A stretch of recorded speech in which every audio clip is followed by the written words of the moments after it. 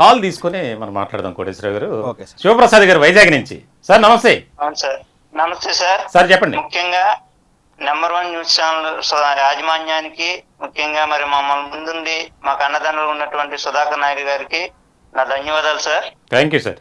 ముఖ్యంగా ఆనాడు అంటరానితనం ఏ విధంగా మన పెద్దలు అనుభవించారో మాకైతే తెలియదు కానీ సార్, మేము ఈ కాంట్రాక్ట్ ఉద్యోగ వ్యవస్థలోకి వచ్చిన తర్వాత అటువంటి బాధను అనుభవిస్తున్నాం సార్ మేము. ఎందుకంటే మానసికంగాన ఆర్థికంగా చూసుకుంటే ఏ రకంగా చూసినా సరే ఇటువంటి వేదన మాకు కనిపిస్తుంది సార్. ఎవరికి చెప్పుకుందాం అన్నా సరే ఈ సమస్య మాకు చాలా అవ్వట్లేదు సార్. ముఖ్యంగా మీరు మా తరపున మా యొక్క ఆర్తనాదాన్ని వినిపించడానికి ముందుగా మీరు తీసుకున్న చొరవను బట్టి నిజంగా మీకు కృతజ్ఞతలు ఉన్నాం సార్. నిజంగా 2023లో వచ్చినటువంటి పిఆర్సీ తర్వాత ఇంతవరకు ఒక కాంట్రాక్ట్ ఎంప్లాయ్ కూడా ₹1 కూడా పెరగలేదు సార్. ఈ విధంగా చూసుకుంటే సుదూర ప్రాంతాల నుంచి ఒక ఊరు నుంచి ఇంకో ఊర్లో మనం ఉద్యోగం చేస్తున్నాం సార్. ఖాళీ ఛాలెంజ్ జీతాలతో నెట్టుకొస్తూ పని ఒత్తిడిని తట్టుకుంటూ మరి పిల్లలు చదివించుకోవడానికి నానా ఇబ్బందులు పడుతూ ఇవన్నీ కూడా ఆ పరిధిలో మేము బతకవలసి వస్తుంది సార్. ఓకే. అంతేకాకుండా అక్కడ ఉన్నటువంటి మేమేమైనా బయటకు వచ్చి పోరాటం చేద్దామన్నా సరే మా మెడికల్ ఎంప్లాయీస్ లో ఉన్నటువంటి స్టాఫ్ నర్స్ కావచ్చు, ల్యాబ్ టెక్నీషియన్స్ కావచ్చు, ఫార్మసీ ఆఫీసర్స్ కావచ్చు, డయాలసిస్ టెక్నీషియన్స్ కావచ్చు, ఓటీ టెక్నీషియన్స్ కావచ్చు, కార్డియాలజీ టెక్నీషియన్స్ కావచ్చు, ఎవరైతే పారామెడికల్ స్టాఫ్ ఉన్నారో మేము బయటకు రావడానికి లేదు సార్. మాకంటూ ఒక మానవత్వ దృక్పథంతో సేవ చేయడానికి, సేవను విడిచిపెడితే ప్రజలు ఏమవుతారన్న బాధతో తప్ప మేము రోడ్డు మీదకి రావట్లేదు సార్.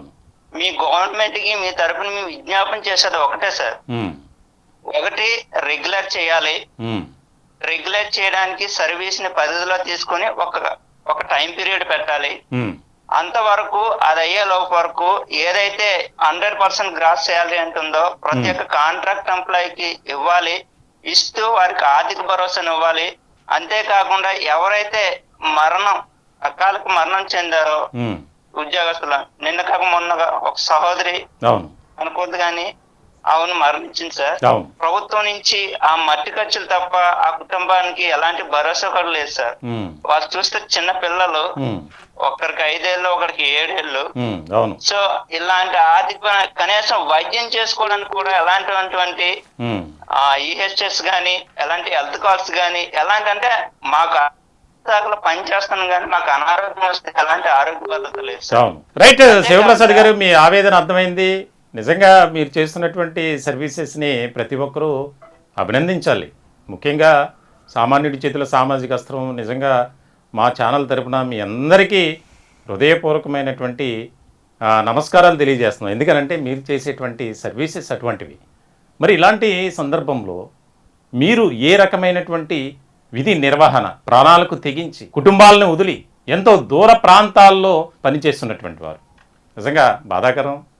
కూటమి ప్రభుత్వంలో ఉన్నటువంటి పెద్దలు ఇప్పటికైనా స్పందించి మరి ఒక రాష్ట్రం అభివృద్ధి పదంగా ముందుకు వెళ్ళాలంటే విద్య, వైద్య రంగం చాలా కీలకమైంది.